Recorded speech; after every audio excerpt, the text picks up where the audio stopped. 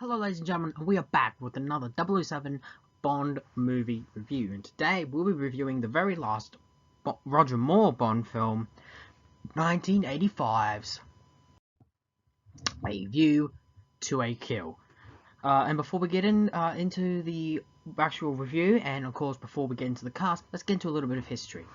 Now, around this time, we were in the mid-80s, and things were definitely changing. Music was different, and really action films were really starting to become more dominant, and it seemed that Bond was sort of slowly behind. He was almost trying to keep up with the changing times, and honestly, I will admit, this film will be would definitely stand out when we get into the end of the review. Roger Moore, glad that came back for another run, for another time. He was willing to come back. John Glenn was still directing. And overall, this film, well, we're gonna get into a bit. This film, of course, title was taken from the short story From A View to a Kill, but they shortened it. I don't get why. I mean, they had On Her Majesty's Secret Service, which is arguably the biggest title of any Bond film. I don't get why it needed to be changed. MTV was, of course, big, so this film this film had a lot of things against it, as it was now in a time when the franchise was no longer the trendsetter. So, yeah, but the question is, how did this film do? Well, before we do that, let's get into the cast. Now, the cast for this, of course, we got Roger Moore back in the role of 007. And here we have Tanya Roberts as Stacey Stutton. Our main villain, Max Zorin, portrayed by the brilliant Christopher Walken. Enough said, to be all honest. And we even have Grace Jones in the role of Mayday. Now, I'll admit, these are two of the most weirdest casting choices in a Bond series. I will be blunt about it. Then we have Fiona Fulton as Paula Ivona. Sorry if that name has ever been pronounced wrong, I am really sorry. But basically, she's just this really minor character. We also have other minor characters in this film, such as Patrick Boucher as Scarpina. Oh, sorry if that name was at all pronounced wrong, I really am. We also have David Yip as Chuck Lee, a Bond ally. And by the way, this guy is working for the villain. Oh, surprise there, really. And we have Avengers star Patrick Macnee as Sir Godfrey Tibbett. And this is the third time we've had an actor from the Avengers TV show appear in the Bond series. We've had Honor Blackman in Goldfinger, Diana Rigg in On Her Majesty's, and now this guy. So that's just something I just found noticeably, interesting, to say the least. We've also got, we have Dr. Carl Moltener, basically working for the villain, and he's revealed to be a former Nazi scientist and a father figure for Max Zorin. Rounding out the cast, we have the usual MI6 regulars. We have M, once again portrayed by Robert Brown. We have Q by the always fantastic Desmond Llewellyn. Lois Maxwell as Miss Moneypenny. Jeffrey Keane as Frederick Gray, the British Minister of Defense, and of course Walter Gotel as General Gogol, head of the KGB. And here we have Jenny Flex, who is portrayed by by Alison Doty, basically one of Mayday's assistants, along with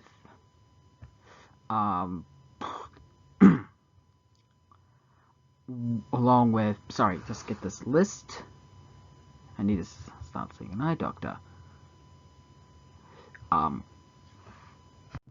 we got Pan Ho, portrayed by Paplino Susu. Sorry if that name is pronounced wrong. I'm not trying to be racist. It's just that I have trouble pronouncing names. And honestly, when you have that name, for some people, especially those who aren't great at pronouncing names, it's a bit hard. But that out of the way, let's get into to the actual plot summary, the whole plot.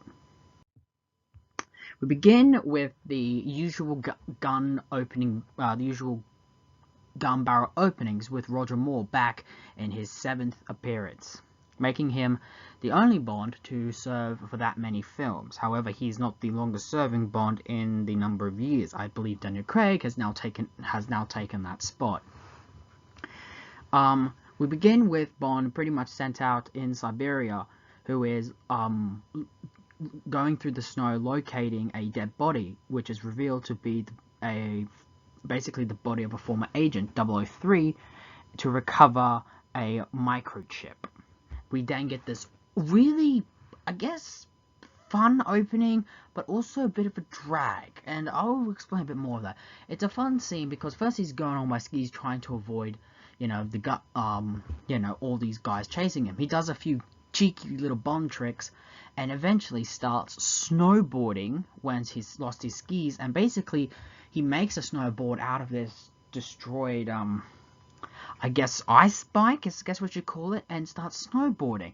The problem is, it's played with a backtrack song by the Beach Boys. It comes out of nowhere and really just very tacky and a bit of a gag. I guess really showing just how much of the Roger Moore camp is still in this. Is how much we're still in this, but it feels like it kind of ruins the suspense. Anyway, Bond is still being chased, this time by a helicopter, which he then uses one of his flare guns to fire into the helicopter, essentially destroying, the helicopter and all the guys inside. He then makes his way to an iceberg, which turns out to be a secret submarine, of course there is a hot chick in there, and of course he bangs on her.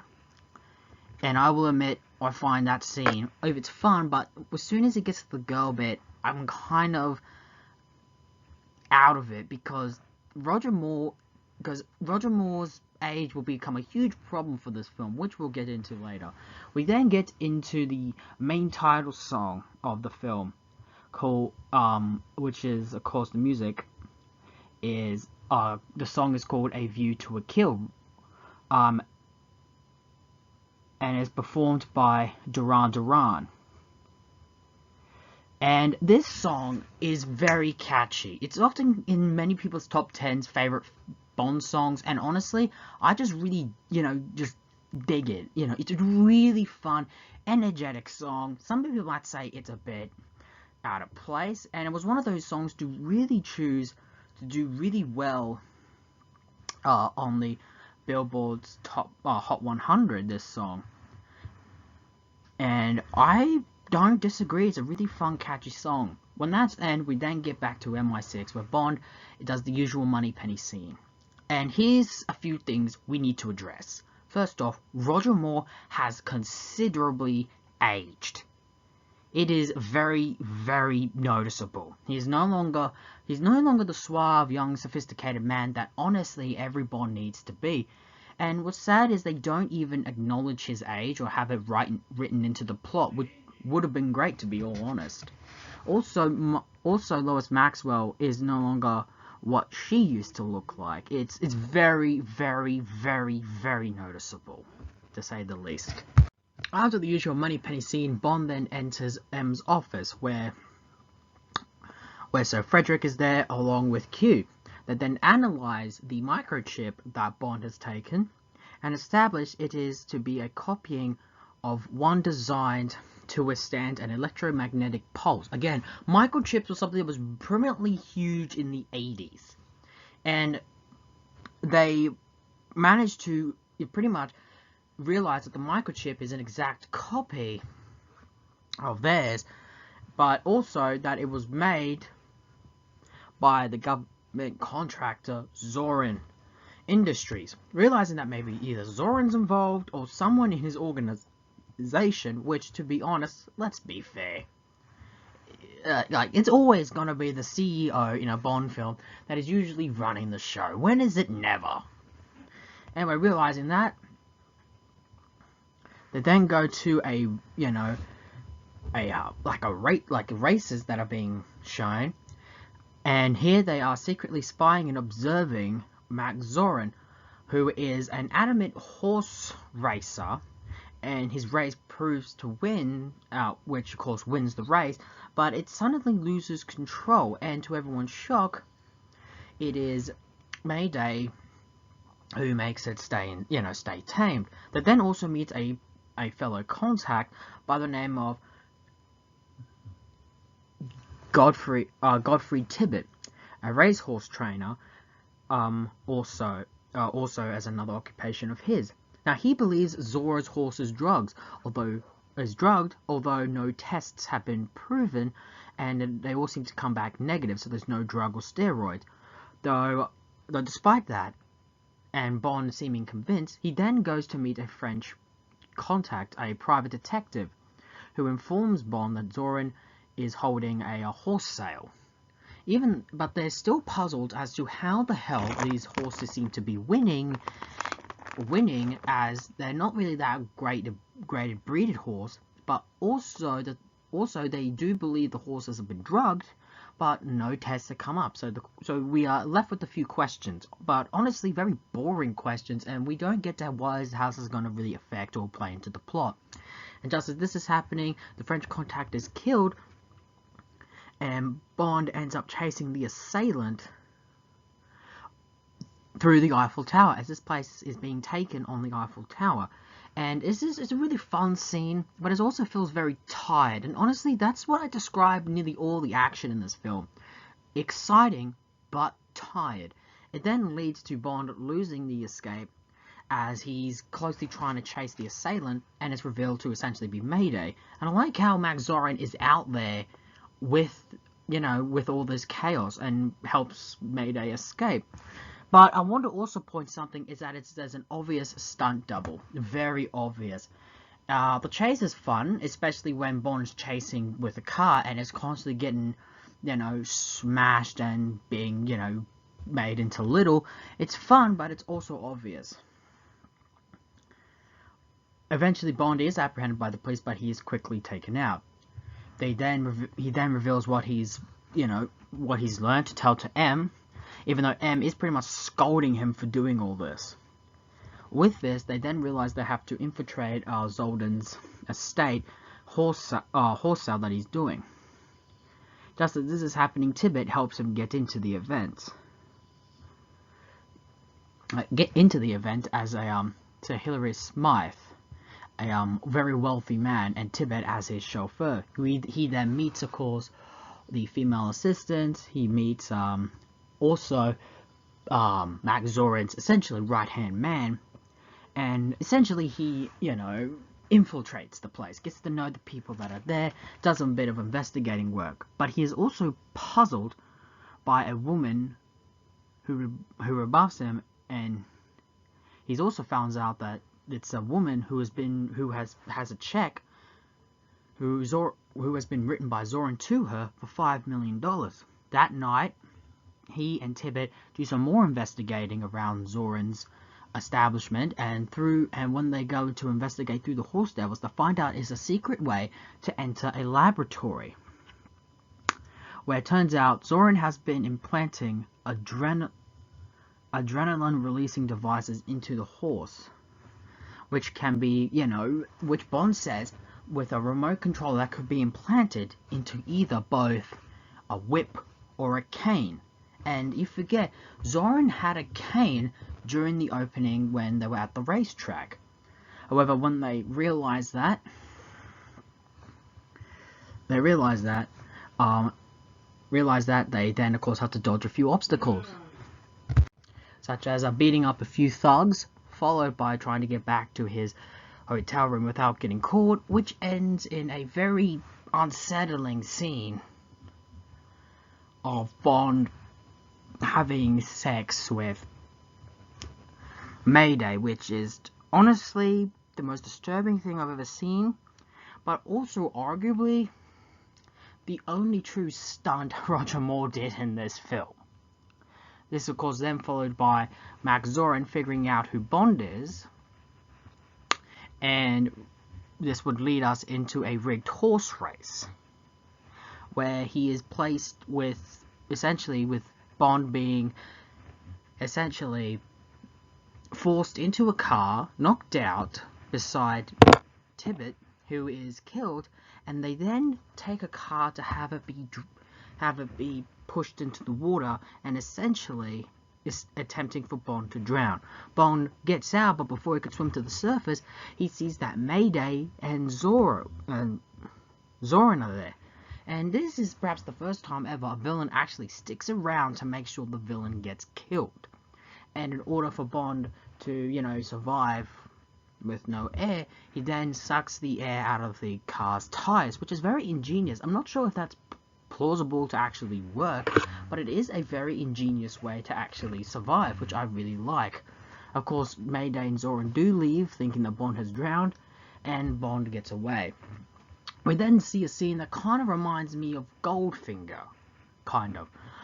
where the villain, Max Zorin, is revealing to his whole group of people there about his plan, on what he plans to do, which is, for him, is to corner the microchip market by destroying Silicon Valley. One person, of course, wishes to back out of the deal, which results in his death when he is literally kicked out of a giant blimp, and he essentially falls to his death. The effect is pretty lazy, as it's obvious it's a dummy, but it is what it is. This then leads to Bond to get in contact with another a CIA agent by the name of Chuck Lee. We then get a bit of background to our infamous Max Zorin. Turns out, during World War II, a Nazi scientist essentially experimented on him as a child. Though this gave most of the kids in the program super intelligence, the side effect was that they became mentally unstable, and they believed that Max Zorin could be one of these possible people.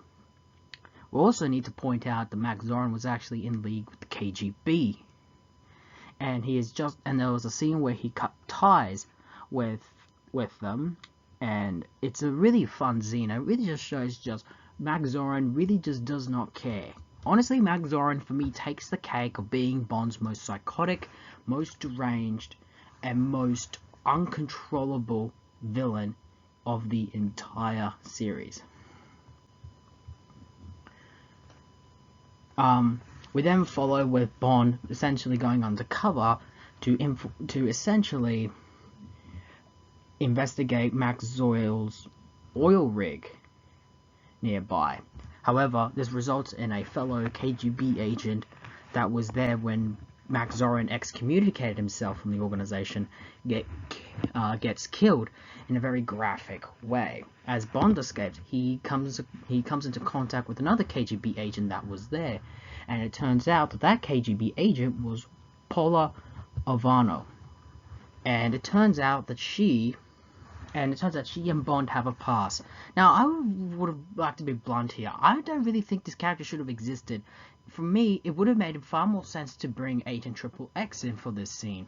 Honestly, it just would have made a bit more context, and maybe also revealed what happened with their relationship. Anyway, we then get to a scene where they go to some Japanese spa, which is very awkward and very just bad. However, she later tricks Bond and takes a recording device Bond had. But it turns out the recording device that she took was actually just some Japanese music, and Bond listens to the real recording device. I guess you really can't pull everything over Bond. And Bond then uses the recording to track down the woman that Zorin attempted to pay off at the beginning of the film. And it turns out that this woman is Stacy Stutton, a state geologist. And as he goes to her place, he is literally greeted by her, after he walks in, by a shotgun. But of course, we then find out that there's a whole bunch of other guys there, and Bond gets into a fight with them. It's a fun scene, but also, like I said, a tired scene. It ends out with them being with him being victorious. It is then revealed that she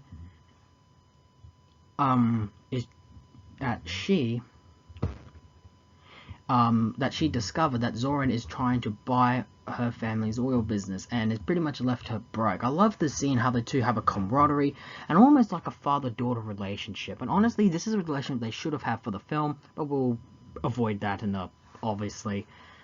I'm trying to avoid that before I have to, really explain it. The two then travel to San Francisco City Hall to check Zorro's submitted plans, as he has a deal with the city council. However, Zorro is alerted to their presence as it turns out that they essentially have killed Chuck Lee, who of course had a meeting with Stacy and Bond later that day. They then get to the city hall where Zorin essentially plans to kill them, along with Chief and also the chief geologist, who's also at City Hall with Bond's author PPK. He then traps them in an elevator and literally sets it on fire. And honestly, I think that this was just the spur of the moment. But for most villains, this would seem something just that wouldn't make sense. But honestly, I really believe it was Zorin. He just comes in out of nowhere. They manage to quickly get out of the burning building. But however, policemen try to arrest Bond for the framed murder of the man that, that presumably they think Bond's killed, even though it says it was really Zorin. This then results in a chase scene with Bond and Stacy trying to escape on a fire truck. I'm not making it up. But, he manages to escape. And just like that, it's another fun but tired action sequence. Bond and Stutton manage to infiltrate Zorin's mine by going undercover. They then discover that the plot was to plant explosives beneath the lake along Haywood and San Andreas faults, which will then cause a flood, causing Silicon Valley and everything within to be submerged underwater forever. Essentially, lots of people would get killed, but because of that, Zorin can then essentially monopolize on the microchip market. A larger bomb is also in the mine, and just as they find all this out, there's then a chase with Bond and Sutton running away from Mayday and her two female assistants. However, just as that's going on, and they're getting further in the mine, a bomb goes off, and Zorin and his right-handed accomplice begin essentially mowing down with machine guns all the workers in the mine. And it is really one of the most out there and even darkest moments of the film. For me, Max Zorin really is arguably Bond's equivalent to the Joker, and he's just really lost it. With his with all his workers killed, and essentially the explosion caused a flood which ended up killing Mayday's two female accomplices. Sutton manages to quickly get out of the mine, but Bond and Mayday are still in there.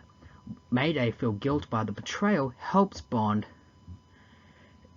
to get rid of the large bomb that will flood Silicon Valley, and puts it into a handcar and rides it out of the mine. However, it keeps stopping. So what Mayday does, she's on the minecart holding it whilst it goes off, and it results in her sacrifice preventing Silicon Valley to be destroyed, and ultimately ends up killing her. This is really a unique thing for her character, which truly shows that she really did love Max Zorin, but him betraying her was ultimately what caused the downfall of his plan.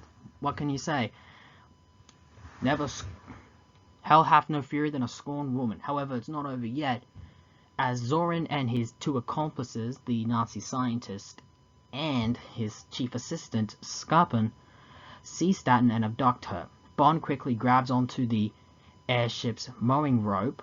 Mooring rope? Is that how it's pronounced? Anyway, he then grabs onto it, and we see this blimp or airship, or blimp, whatever you like to call it, going all over essentially San Francisco, which results in eventually Bond using the rope to tangle across the Golden Gate Bridge, and then just as Sutton attacks Zorin and quickly gets out of the, airship, his airship is then followed by Zorin, who then comes out with an axe and begins a fight with Roger Moore on the Golden Gate Bridge. Now, for me, that is a really fun scene. My problem is I really wished if Bond was a bit younger, as, again, Bond ends up ending up victorious, and Max Zorin falls to his death off the bridge into the water. And I like how he makes out a little laugh before he falls. And again, this just shows us how psychotic he is.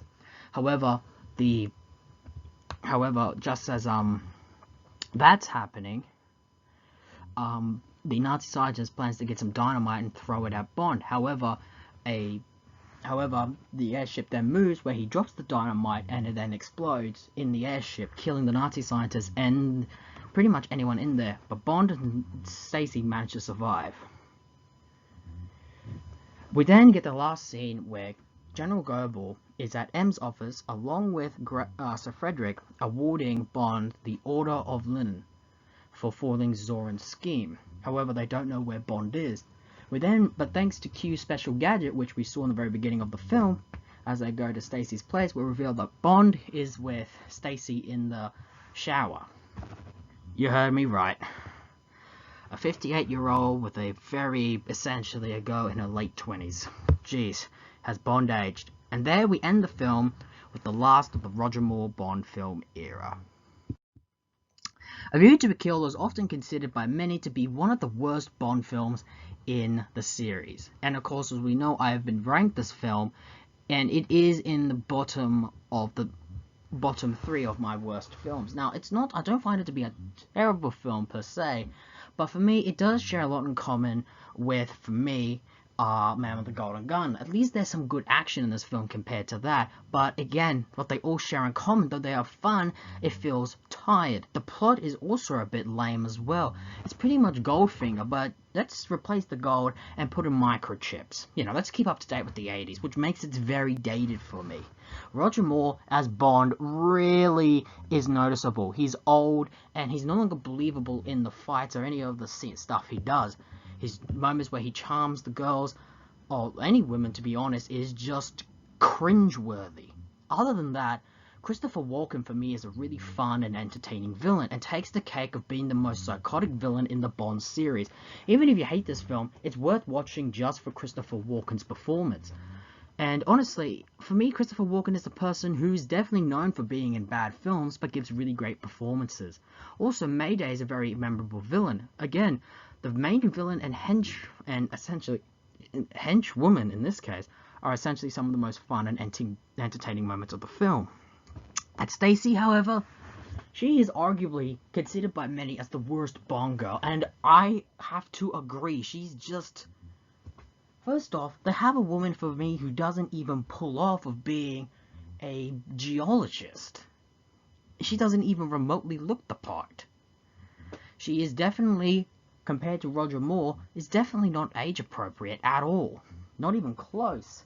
She's constantly screaming, asking for, saying James a lot. Every time she gets into trouble, it's just eye-rolling. However, this film should be acknowledged for being the last Roger Moore Bond film. The Roger Moore era finally came to an end after this film. But it also will be the last time we would see Lois Maxwell in the role of Moneypenny. So essentially, this film closed the era of the Roger Moore film era. Personally, I felt that for this film, what they should have done is honestly replaced Roger Moore with a younger actor. For me, he should have gone out on Octopussy, as it would have summed up his whole era. Everything about this is just bland. The gags are no longer working anymore. Essentially, what Roger Moore used to define his era is like what was like with the end of the Sean Connery era. It's slowly dying out.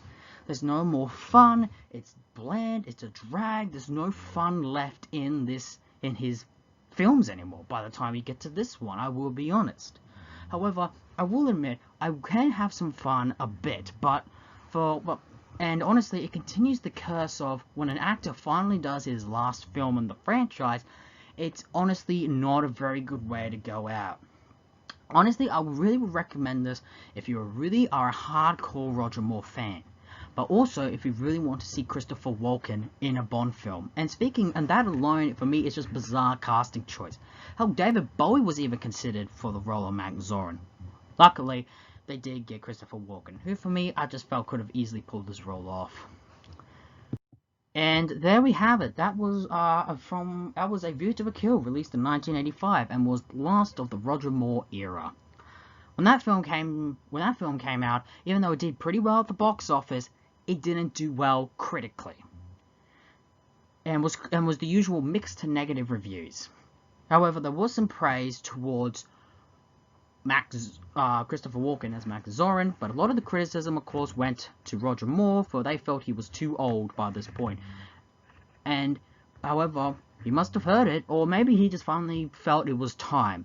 And as a result, at the age of 58, Roger Moore stepped away from Bond. After doing 7 films in a span of 12 years, he is arguably the longest-serving Bond for films, that is. Like I said, Daniel Craig has probably already taken the cake, at least by the time of this video, as the longest-serving James Bond, doing 5 films in a span of what is essentially soon to be, 16, 17 years? Yeah. With this, they realized they needed a change in order to save the franchise. And as a result, after many negotiations, they decided that the next film would be The Living Daylights. So stick around when we review that film. Until then, this has been the 007 movie reviews, and until we do another 007 adventure, so long for now.